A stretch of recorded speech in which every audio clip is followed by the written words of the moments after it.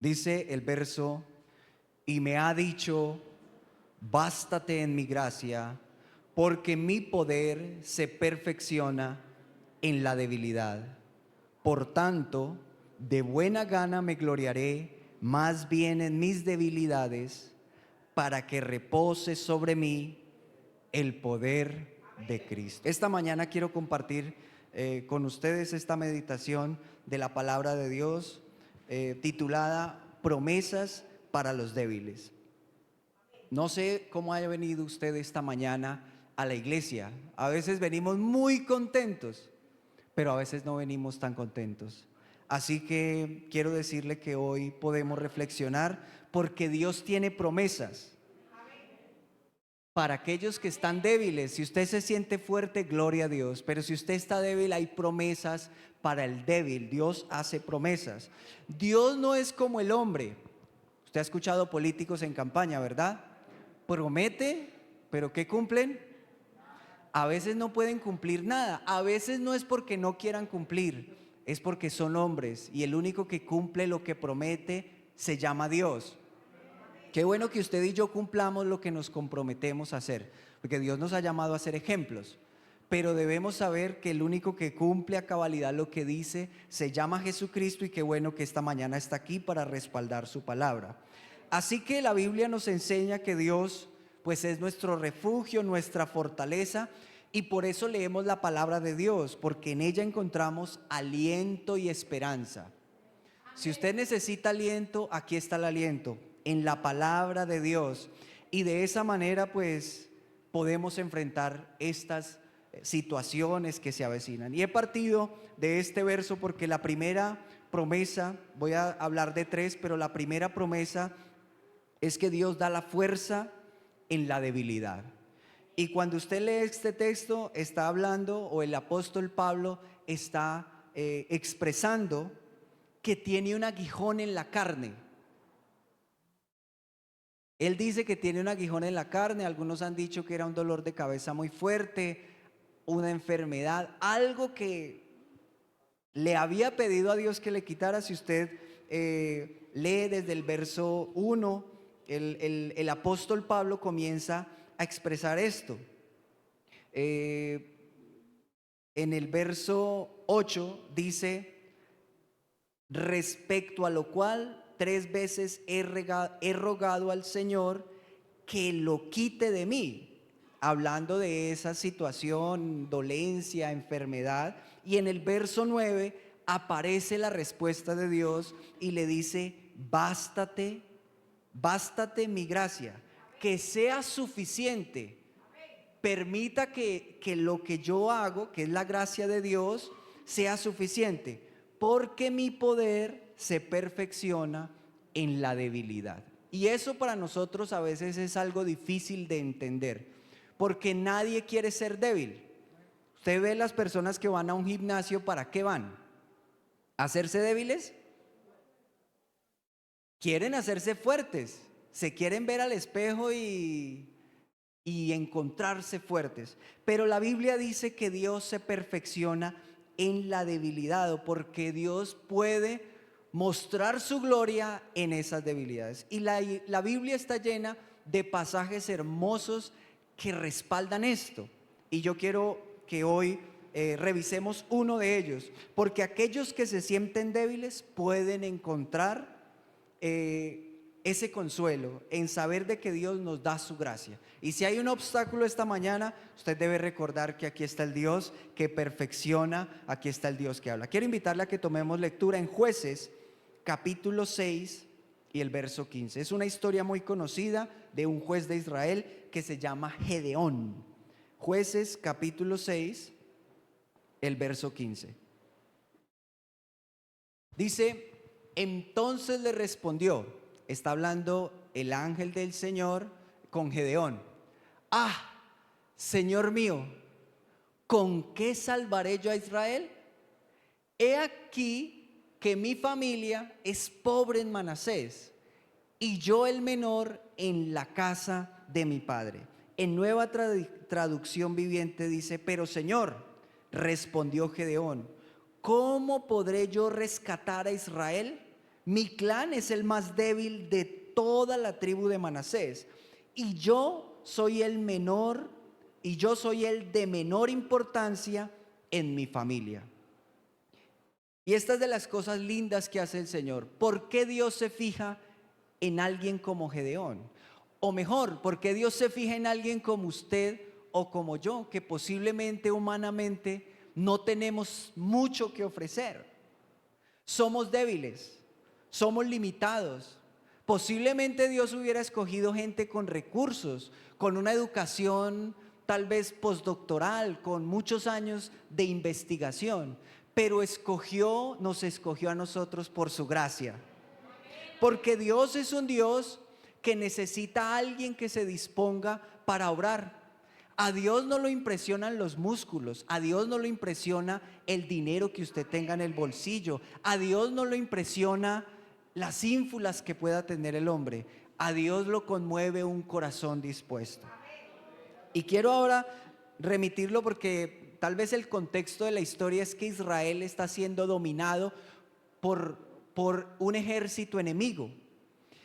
Y entonces Dios dice: voy a traer liberación, pero es a través de este hombre que se llama Gedeón. Y entonces allá en el capítulo 7, en el verso 1,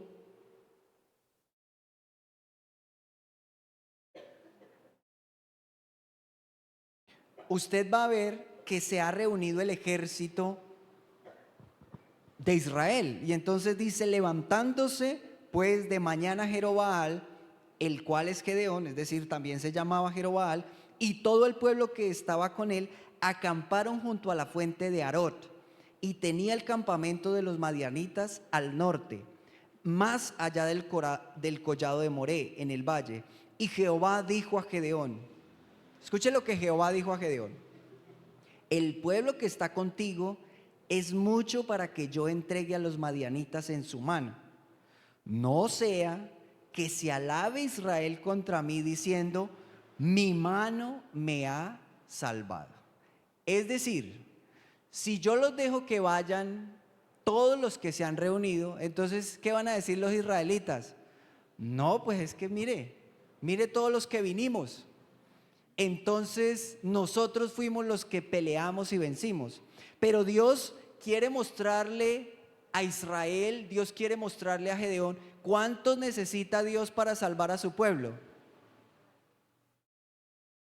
Quiero decirle y mostrarle cuántos estaban en el verso siguiente, en el verso número 3, dice: ahora pues haz pregonar en oídos del pueblo diciendo: quien tema y se estremezca, madrugue y devuélvase desde el monte de Galat.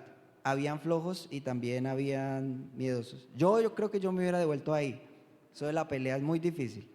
Y se devolvieron de los del pueblo 22,000 y quedaron, o sea que ¿cuántos habían?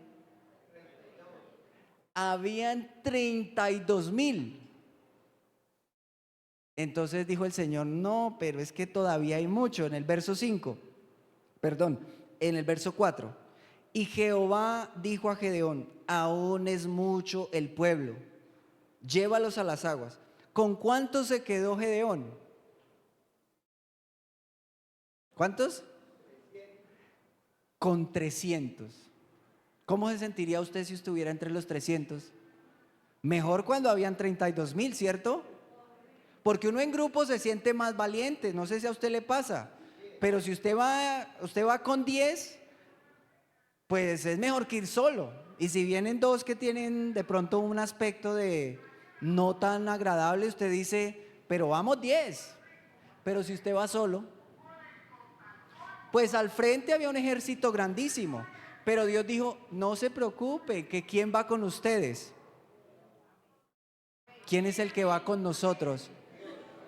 Puede ser que usted esta mañana diga: pero yo estoy solo, mi familia no me apoya, a mí no me tienen en cuenta, yo no me expreso muy bien.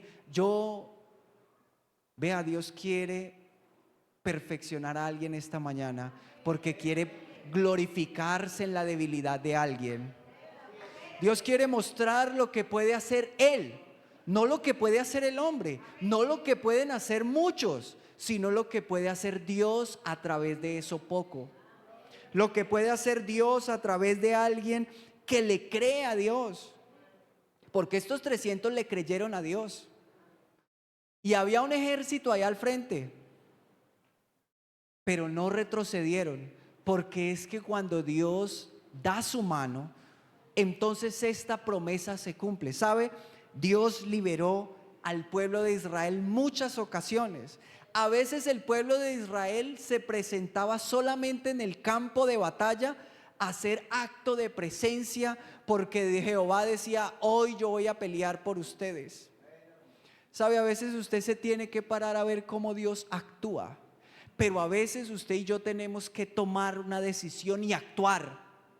A veces usted y yo tenemos que tomar la decisión de decir ese versículo que me sé, porque si usted no lo dice, entonces ¿cómo vamos a testificar? A veces usted tiene que tomar la decisión de en su dificultad económica dar, porque entonces Dios le puede mostrar que Él bendice. No podemos esperar que el que tenga dinero dé, porque entonces no tiene, Dios no se glorifica. Pero cuando usted en su pobreza, yo en mi pobreza, damos de lo que tenemos, entonces Dios multiplica. Y usted puede saber de que no es que yo tengo un trabajo, que es que tengo una empresa muy próspera, es que Dios bendice. Es que no tenemos que esperar a que el presidente de la iglesia venga y evangelice, porque es que usted y yo estamos caminando ¿con quién? ¿Y cuánto hace falta para vencer? ¿Y cuánto hace falta para ir y anunciar a Jesucristo? Que Cristo esté a nuestro lado. Si Cristo va con nosotros, ya lo demás sobra. En nuestras debilidades podemos experimentar la fuerza sobrenatural de Dios, porque esa es la que nos sostiene y nos impulsa hacia adelante. Acuérdese esta promesa, que en la debilidad, Dios está ahí, que Dios quiere glorificarse. Hay una segunda promesa, y es que Él da consuelo en la aflicción. Y quisiera invitarle para que tomemos lectura en el Salmo 34, el verso 17 y 18. Salmo 34, el verso 17 y 18.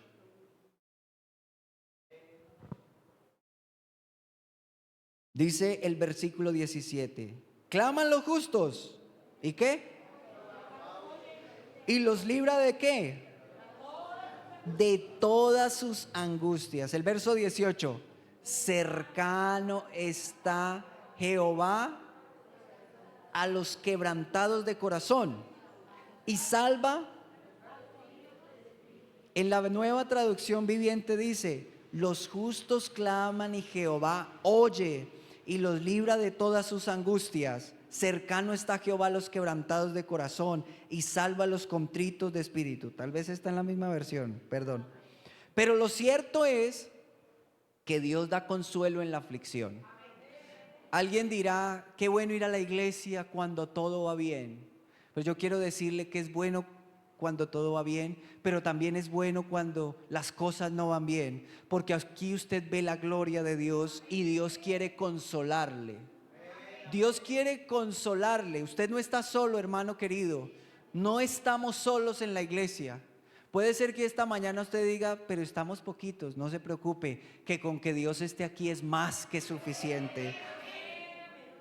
Y quiero recordarle que hay una mujer que ejemplifica esto de las angustias, que tiene un corazón abatido porque la otra esposa de su esposo, que tenía 2 esposas. Ay, bendito el Señor. Primera de Samuel capítulo 1. ¿Usted sabe de quién hablo? No sé, ese vicio de los hombres del antiguo, tener 2 esposas. Bendito el Señor. Primera de Samuel capítulo 1. Si usted lee, hay una mujer que se llama Penina, hay un hombre que se llama Elcana y hay otra mujer que se llama Ana. ¿Y qué hace Penina con Ana? La molesta. ¿Y por qué la molesta? Porque no puede tener hijos. Y entonces la molesta. En nuestro argot popular diríamos: se la monta, le hace bullying. ¿Ah? Y ella está afligida. Y entonces si usted lee el verso 9, el capítulo 1, el verso 9 dice, y se levantó Ana después que hubo comido y bebido en Silo. Silo era el lugar donde estaba el tabernáculo, donde presentaban sacrificio a Dios. Y mientras el sacerdote Elí estaba sentado en una silla junto a un pilar del templo de Jehová, verso 10, ella con amargura de alma, ¿qué hizo?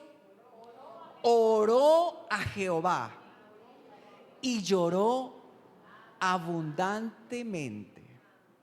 Esta mujer estaba afligida. Muchas personas se afligen y no vienen al culto porque qué pena, que dirán, yo estoy muy triste, yo no quiero ir allá. Pero yo quiero decirle que esta es la actitud que alguien que necesita consuelo debe tomar, porque ella con amargura de alma oró. Es decir, que usted y yo podemos orar aun cuando por dentro hay profundo dolor, profunda tristeza, hay una herida, hay una cicatriz, hay algo allá que me está agobiando. Pero yo me puedo presentar delante de Dios porque Dios escucha la oración, que era lo que decía el texto, ¿cierto? Los justos claman, ¿y qué? ¿Y Jehová qué? Oye. ¿Sabe? Aquí a veces salimos de afán y no alcanzamos a saludar a los hermanos. Pero yo quiero decirle que usted no se va de aquí sin que alguien lo vea, sin que alguien lo oiga. Cuando usted levanta sus manos al cielo, no espere que lo escuche el del lado. ¿Quién lo debe escuchar? Dios. Si usted le expresa su petición a Dios, Dios lo va a escuchar. Yo no le estoy diciendo con eso que no exponga su necesidad, porque aquí oramos los unos por los otros y eso es bueno. Pero hermanos, humanamente hablando, ¿qué puedo yo hacer por usted para sanar la herida que hay en su corazón? ¿Qué puedo yo hacer para convencerle a usted de algo si el único que convence es Dios? Pero sí me voy a colocar en la posición correcta de humillación a Dios y vamos a orar juntos. Pero el que oye es ¿quién? Jehová oye y los libra de todas sus angustias. Y entonces esta mujer vino, oró. De pronto el pastor estaba ese día como que la vio que estaba ebria y le dijo, vea mujer, vaya y ya estuvo bueno de hacer ese espectáculo aquí en el templo, vaya y pase el guayabo en su casa. Digo, no, pero ¿cómo se le ocurre, Señor, si yo no estoy ebria, sino que vine y presenté? Quiere decir que también a veces como que nos da pena pasar al altar. ¿Y por qué nos da pena? Hermanos, el altar es un lugar lindo porque aquí está la presencia de Dios. Seguro que en su casa también está y en el trabajo, pero venir al altar es un acto de humillación a Dios. Es venir y mostrar, Señor, aquí está mi problema. Y no tengo miedo de venir y presentárselo, porque yo sé que usted responde con poder. Dios no quiere a veces. Me senté un día con un hermano que está alejado de Dios y me dijo, yo a veces cuando están predicando siento deseos de pasar, pero no puedo. Y sabe, a veces el enemigo eso es lo que quiere, dejarnos allá sentados, porque él tiene una solución para usted y para mí. Él puede solucionar el problema ya, pero yo tengo que creer que él lo puede hacer. Así que vengo y me postro delante del altar y aquí es donde me doy cuenta que tengo la ayuda de Dios, que Dios es el que puede hacer algo, que Dios es el que puede obrar. Y entonces yo no le quiero dejar la historia inconclusa, porque usted sabe qué sucedió con esta mujer. ¿Sabe qué le pasó a esta mujer? Dice el verso número 20. Aconteció que al cumplirse el tiempo, después de haber concebido Ana, dio a luz un hijo y le puso por nombre Samuel, diciendo, ¿Qué pasa si esa mujer no lo hubiera pedido? Entonces, si usted y yo no pedimos, ¿qué pasa? Hermano, es que Dios no me escucha. Yo ya fui una vez y ya Dios, yo le dije, pero Dios no me escuchó. Clamar es algo distinto. Clamar es que usted pide con intensidad, pide con fuerza. No pida para deleites, porque Dios eso los da. Pero la Biblia dice, pedís y no recibís porque pedís mal. Hermanos, Dios está interesado en cubrir sus necesidades y las mías. Hay caprichos que tenemos, hay deseos, que yo quiero estos zapatos que son más lindos. Hermano, Dios se los puede dar, pero acuérdese que Dios está pensando en su necesidad. Dios está pensando en la necesidad que está afuera. Y la necesidad del que está afuera no es que tenga plata, no es que tenga seguro social, no es que tenga una mejor salud. El que está afuera necesita de Dios. Es lo que el hombre necesita de Dios. Pero acuérdese que Él nos consuela y nos libra de nuestras angustias, dándonos la paz que trasciende todo entendimiento. El mundo todavía no entiende por qué estamos contentos nosotros, pero el gozo que tengo yo, ¿quién me lo dio? ¿Y quién me lo puede quitar? Nadie. Nadie le va a quitar el gozo que Dios le da. Por eso la invitación siempre es a que usted y yo tengamos experiencias con Dios. Porque cuando usted tiene experiencias con Dios, usted ya no habla lo que dijo Ana. Ahora usted habla y dice, es que yo lo he vivido. Es que Dios, yo le clamé y Él me oyó.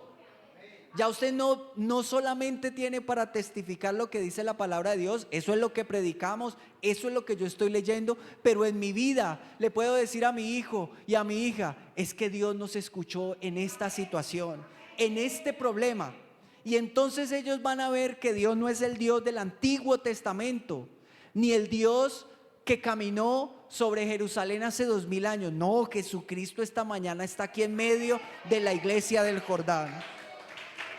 Gloria al nombre de Jesús. Bendito sea el nombre de Jesús.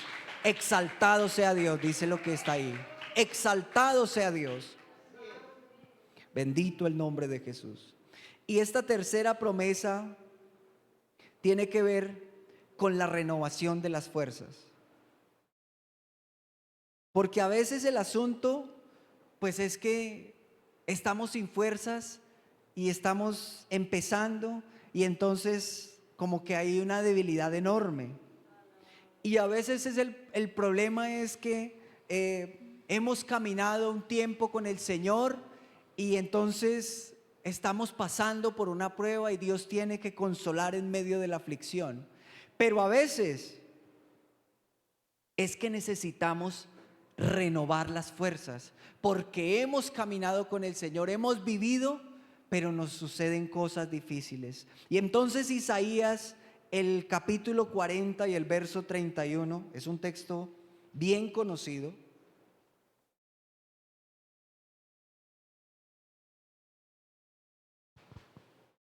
Isaías 40, el verso 31 dice, pero los que esperan a Jehová, ¿qué? Pero los que esperan a Jehová, ¿qué? Tendrán nuevas fuerzas. Levantarán alas como las águilas. Correrán y no se cansarán. Caminarán y no se fatigarán. Porque cuando nos sentimos débiles y agotados, Dios promete renovar nuestras fuerzas. He escuchado esto, hermano, es que yo voy y camino un poquito, pero luego vuelvo atrás y luego retrocedo y camino otro poquito y como que no me puedo. Y eso vivimos y en eso tenemos que entender de que esto lo que nos pasa a nosotros, no solamente nos pasa a nosotros, sino que les ha pasado a los antiguos. Y por eso Dios nos dejó la Biblia. Por eso usted tiene historias de esa época, para que usted sepa que esos hombres de allá no son diferentes a los hombres y las mujeres de hoy, sino que viven las mismas situaciones, Tal vez ellos no tenían celular, tal vez ellos no tenían internet, tenían otras dificultades diferentes a las que tenemos hoy, pero lo que sigue siendo es mismo, el que sigue siendo el mismo es ¿quién? Dios. Dios sigue siendo el mismo ayer y hoy y por los siglos. Es el Dios de la hermana Blanca que tiene 106 años y 106 años ha estado con ella. Así que no creo que usted tenga 106, pero es la promesa de que Dios estará con nosotros incluso hasta los 106.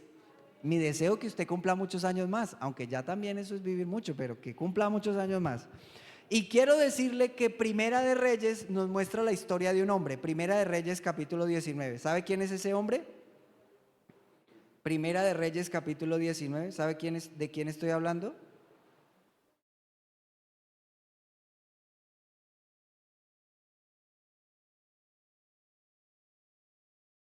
¿Cómo se llama este profeta? Primera de Reyes capítulo 19. Vamos a leer el verso 3 y el verso 4.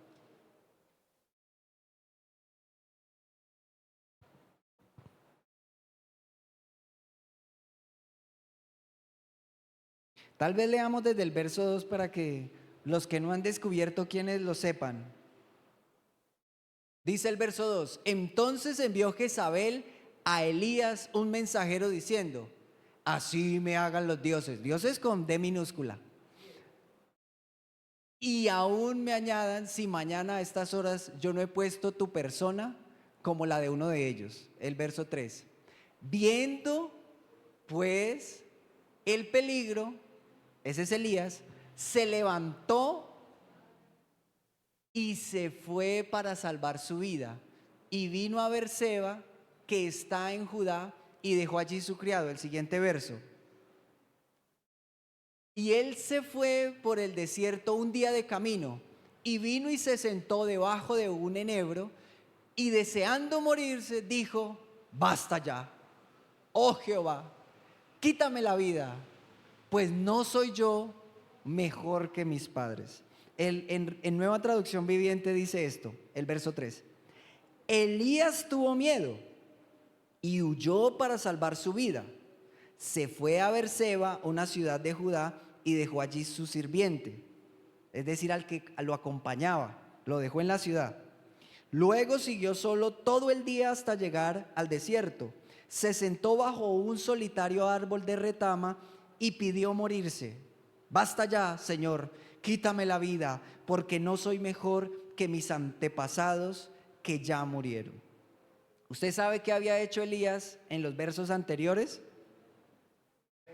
¿Qué había hecho? ¿Se acuerda qué había hecho? Dos cosas muy importantes. Hacía mucho tiempo que no llovía y Elías oró y llovió. Imagínese usted que a veces necesitamos que llueva y usted ora y Dios puede mandar la lluvia. Por la palabra de Jehová, dice Elías, he orado y llovió.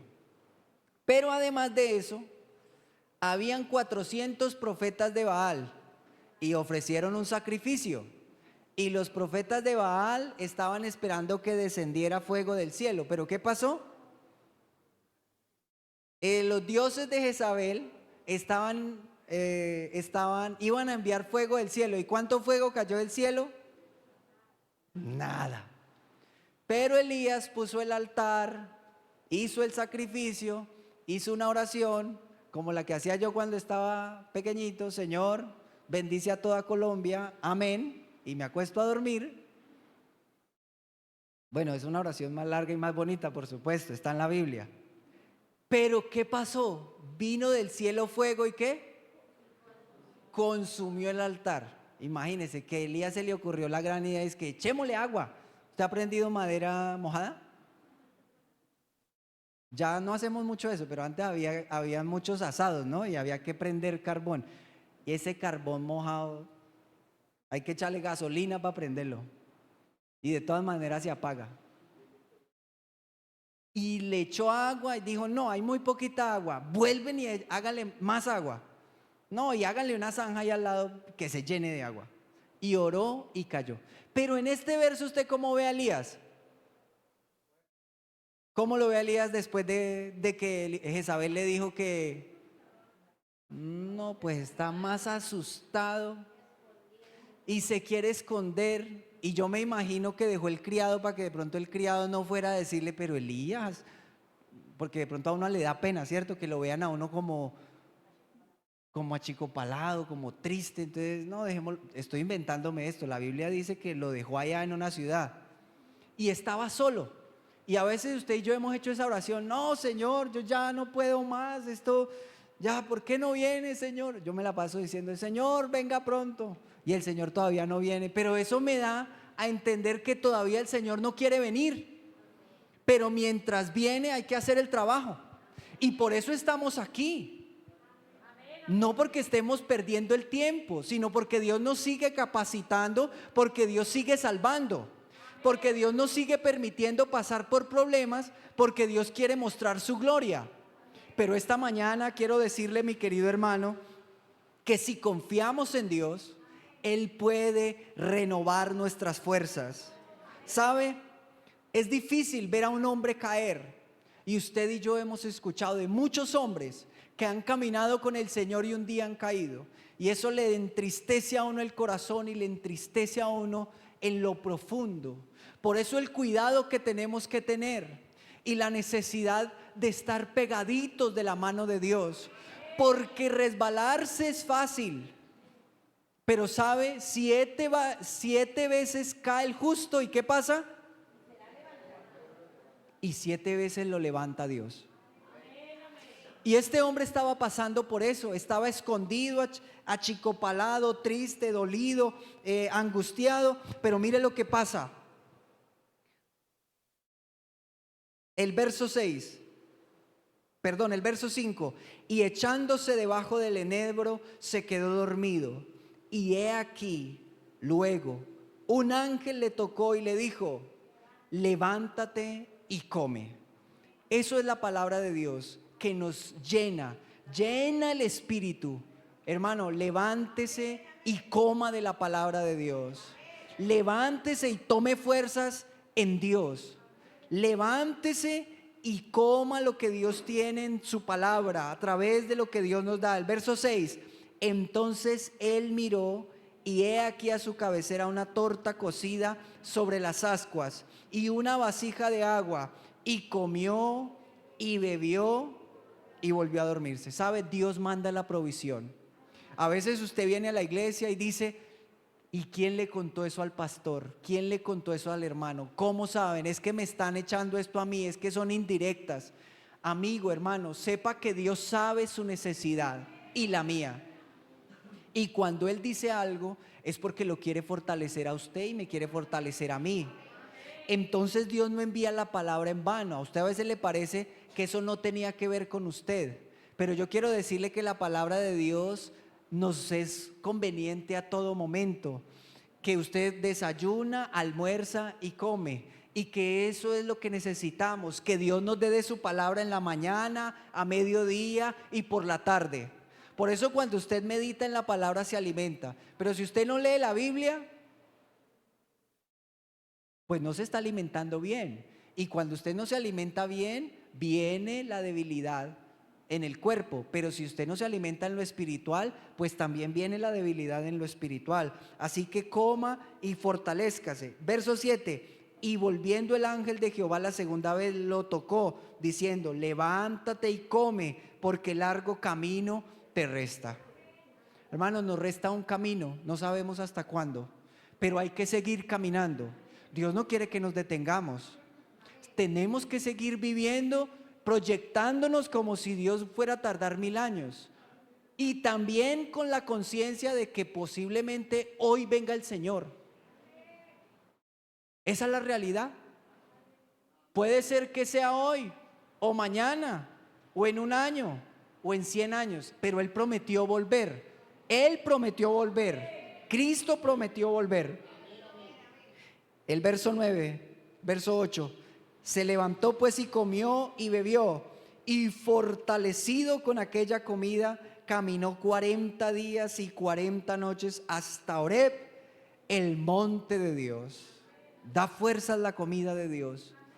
Tal vez usted dice, no, yo ya no puedo, esto ya es una carga muy dura.